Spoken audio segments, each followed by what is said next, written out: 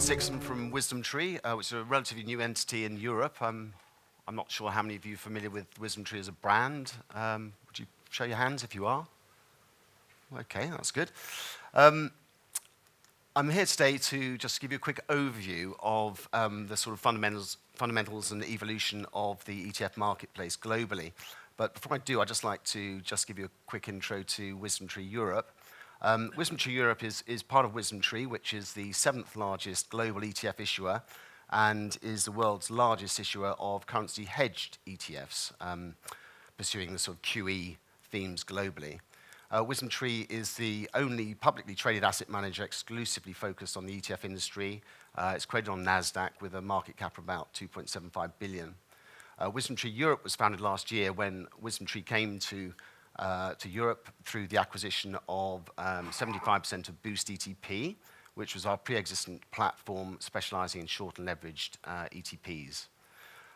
Currently, Wisdom Tree Europe has $775 million of AUM, and this has grown from zero in Q4 of 2012. This year, we've seen some pretty good growth since the start of the year, with about 400% growth across our product range in AUM, and we've currently got about 74 strategies on the two platforms, Boost ETP and Wisdom Tree Europe, UCITS ETF platform for smart beta ETFs. Wisdom Tree has the world's fastest growing currency hedged ETFs, and as I said before, this is courtesy of the QE phenomenon, particularly in Japan with our product DXJ and the Eurozone exposure HEDJ, which are exporter-tilted baskets, dividend-weighted ETFs with currency hedges from the yen to the dollar and from the euro to the dollar, and these are sort of $18 billion products apiece, so they're pretty enormous products. What are ETFs? In your sort of investment processes, how many of you have used ETFs in the past and are likely to? That's quite a high proportion. That's good. That's about 50%, I would suggest, if you weren't looking. Well, ETFs are similar to mutual funds, but trade real time, obviously on a recognized investment exchange. They are open-ended funds, so they can be created and redeemed to investor demand. They settle the same as an equity, and they have a daily NAV. Intraday, of course, the prices do vary, and market makers will assess the intraday NAV and price around it during the course of the day. They are low-cost vehicles to give investors exposure to market cap benchmarks, but also increasingly alternative benchmarks and fundamentally weighted indices. They're tax-efficient vehicles as well, and they cover a multitude of asset classes from equities, fixed income, commodities, currencies, and increasingly alternatives. You may have heard about the sort of other acronyms, ETFs, ETCs, ETNs, ETPs, but generally they are all ETPs, so exchange-traded products trading on exchange, and are wrappers for underlying exposures. As we can see here, the global sort of AUM evolution has been quite material since the early 2000s, when there were probably 100 products globally in the ETF or ETP form, and now to date we have about 5,500 and approximately 3 trillion of assets under management. Yeah, the compound growth rate is, as it says, 29% per annum, so pretty material. The US marketplace has grown significantly and continues to do so, and the proportion of ETFs AUM as a percentage of the mutual fund industry's AUM is about sort of 15%, and you have about 2 trillion worth of assets in the US in ETF format. So investors are attracted by the transparency of the product set and the tax efficiency, the low-cost nature of the products, and just generally the ease of tradability of the product type. In Europe, it's a bit more pedestrian. So at the moment, the sort of European assets in ETF form are about 500 billion. But again, the same features attract investors to the products, but this literally is only about sort of 3.5% or 4% of mutual fund assets. So things are happening quite a lot slower, and this is probably down to the sort of plumbing and this sort of fractionated market across Europe. So that's slowing down the growth, but again, investors are attracted to the transparency and the similar features that we've talked about for the US marketplace. A few myths about ETFs. Some people say that they're all the same, but many ETFs exist in completely different forms and harnessing different factors, and this can be driven by the methodology, such as screening, selection, weighting, or indeed the underlying asset classes being tracked, or the replication method. They're not all market cap weighted products, and increasingly the growth trend is in smart beta or fundamentally weighted products, and that is WisdomTree's expertise. All ETFs are passive. Well, again, this is changing, and increasingly ETF issuers are offering actively managed ETFs as well. We can see that there's one, myth 5, the performance of stocks and mutual funds is superior to ETFs. Well, obviously we've got competing product sets that we've been introduced to today, but the after-fee performance of most mutual funds, sort of 70–80%, possibly is worse than your sort of average after-fee performance of ETFs, typically, as they underperform the benchmarks. ETFs are cheaper than the sort of majority of mutual funds, and I think will only get cheaper still. ETF pricing and trading. Well, as I said before, the ETFs can be traded on the secondary markets and settle in crest, just like shares do, and can be created and redeemed in the primary market based on supply and demand by what's called authorized participants. But this is more a wholesale activity that's just an operational feature of the product set. ETFs have an NAV, which obviously represents the underlying value of the securities in the baskets and is calculated at the end of each trading day. And during the trading day, there'll be a sort of designated market maker that will have a two-way price, a bid and offer on the exchange, which investors can buy and sell at immediately. The market price obviously moves around with the movements in the underlying markets during the trading day, but obviously with the time zones, some of these markets are closed, and obviously the ETF will be affected by that, and actually the ETF will be used as a price discovery vehicle for the underlying portfolio. Excuse me. ETFs can be listed on multiple exchanges and in multiple currencies, and indeed on our platform we have products listed in or on the LSE, Borsa Italiana, Xetra, and SIX. Same products, maybe different currencies, but tracking the same underlying indices.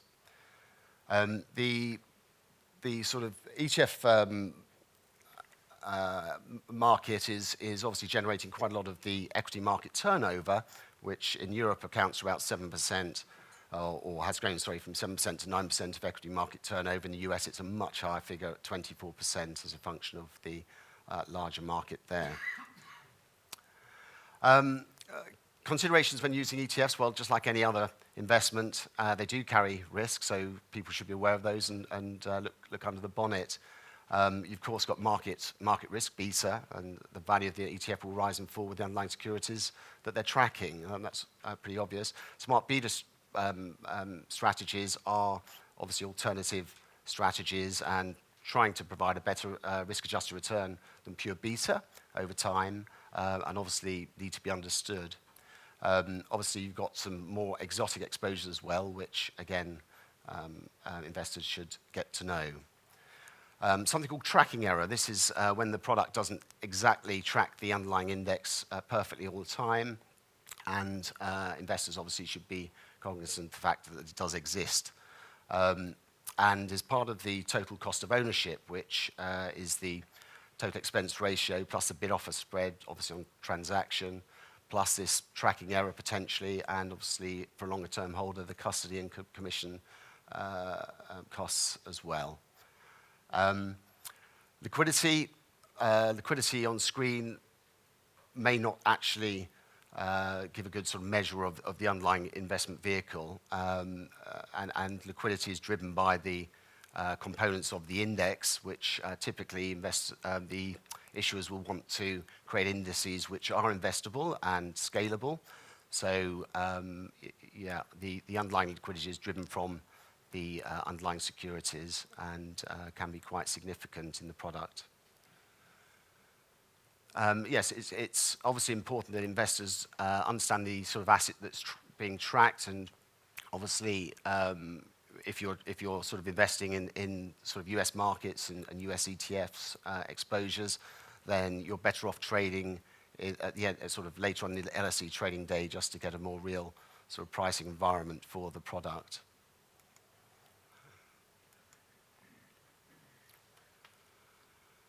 When you're using ETFs on platforms, it is advisable to see so which platforms can do what, because legacy is that most platforms were sort of historically set up to support the mutual fund industry and not necessarily securities trading.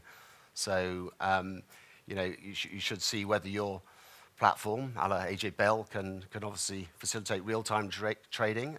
Some do, some don't. And can they split orders, for example, across clients, for example? Also, which currencies can the platform support? Some only sort of do GBP. Others may charge you a lot for FX conversions. So that's obviously quite important if you're going to use sort of more esoteric ETFs. And also, some of the ETF ranges that platforms offers are quite limited. So again, that's worth investigating. But ordinarily, it's better to go down the route of picking a platform that has historically had a sort of had access to the London Stock Exchange, because they'll have a dealing desk that can do everything. I've just talked about sort of generally the ETF marketplace, which has evolved through giving investors access to sort of broad benchmarks in a sort of low-cost fashion. Increasingly, issuers are looking at creating indices that sort of move away from market cap weighting, which is obviously based on sort of efficient market hypothesis. But there's obviously a view that from time to time this isn't perfect, and indeed our investment advisor, Professor Siegel from the Wharton Business School, who has written books like Stocks for the Long Run, he sort of obviously has coined the phrase noisy market hypothesis, reflecting the fact that the market can be driven by speculation and incomplete and inaccurate information and inefficiency generally. So this is breeding the sort of need for smarter indices that can give investors slightly different risk-adjusted returns. And I've outlined a few examples of such fundamentally weighted or smart beta indices. We at WisdomTree, we fundamentally weight, and we look at sort of companies that typically pay dividends, and we weight by dividends after, or the dividend stream, which is the ordinary shares times, or ordinary dividends times number of shares as a percentage of the subset after the primary screening for our equity income suite. We screen by the top 30% of dividend yielders on the annual rebalance date, and then weight by the dividends.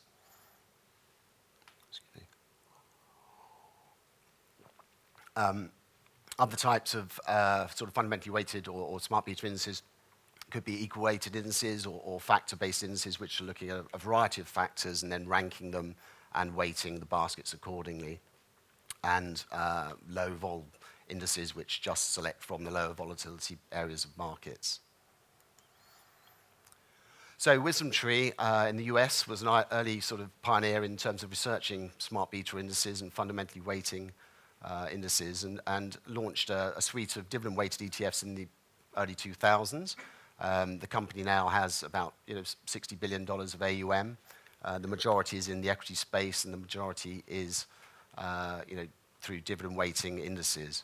And these are typically longer-term vehicles, with the exception of the currency-hedged QE plays, which we've talked about recently, which are more tactical, but can still be used as core holdings too, for the foreseeable future at least. So our dividend ETFs use a proprietary, but the key thing is transparent weighting methodology across all the differing product suites, And this is just to magnify the effects that some of the prior speakers have talked about, compounding of dividends and the importance of dividends in terms of the total return that can be driven off such product types. So we use a rules-based, repeatable methodology with an annual rebalance. Some of our competitors have different sort of rebalance cycles, but ours is an annual rebalance. And we create products with sort of scale or big investment capacity. That's crucial. So we have liquidity screens in place just to ensure that they are scalable products. And we have to sort of correlate to established benchmarks as well, so we can't stray too far away from the competition. So we've got a proven track record in a number of areas, and that the products do give good risk-adjusted returns over the long haul. And the number 5 is important. That's the rebalancing, and that just restores the relative valuation of the baskets once a year and improves the risk profile. I'd just like to give a little introduction to our newest product, which is a sort of is a UK equity income product that was launched last week, and this is basically replicating the WisdomTree UK Equity Income Index, which is our own IP. It's a fundamentally weighted index that basically measures the performance of UK companies with the higher dividend yields. Our proprietary indices screens on the annual rebalance date by the top 33% of dividend yielders, and then weights by the cash dividends paid, not by the yield, which some of our competitors do.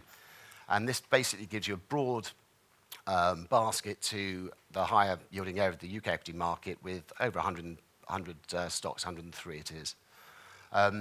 The sort of average net yield on the basket is currently about 5.4%. This will be a quarterly divvy payer. And in due course, we may well have accumulation units too. Like the other products I mentioned before, as part of our process, we have an annual rebalance which restores and reharnesses the premium we're trying to attach to every year. And this is the trend that we're trying to harness. So over the long term, this shows that the high yielding areas of the UK marketplace basically outperform the market and the lower yielding subsets of the market over the long term. So this is the power of compounding.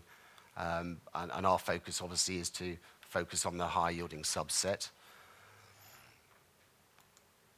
And a little sort of, I don't know whether any of you have used the sort of iShares FTSE Dividend Plus or the Aristocrats products, but they're competing ETFs in the sort of income space. The Aristocrats product is very much a qualitative one. It's screening by companies that pay persistent dividends or dividend growth, and is quite a narrow basket. The Dividend Plus index screens by yield, weights by yield, and again is a reasonably narrow basket of 50 stocks. And our product that we've literally just launched has 103 stocks, screens by yield, weights by dividends. But the important thing is here, each of the providers has a different take on the sector caps and the stock caps that are in place as part of the discipline. And you can see that there are differences there. Ours being sector caps of 25, so we're underweight in financials. For example, this juncture might be right or wrong, but that's what we are. With the weighting of 25%, we think that's adequate. And stock caps of 3%. But by doing what we do and screening weighting as we do, the current sort of yield on the index is 5.9 and the TR is 29 bips. So it's a very sort of well-priced product for anyone seeking income and growth over time. But conclusion is, well, ETFs are hopefully here to stay. Hopefully they're going to grow in Europe. WisdomTree's obviously a new entrant, and we are going to continue to introduce new products. But it is the fastest area of the asset management industry, and the AUM in ETFs globally recently overtook hedge funds in terms of the scale. They are highly liquid and transparent products with robust structure and disciplines, and are usually sort of low fee and tax efficient vehicles. So crossing asset classes, and hopefully investors like yourselves will continue to use more of the product type. Thank you.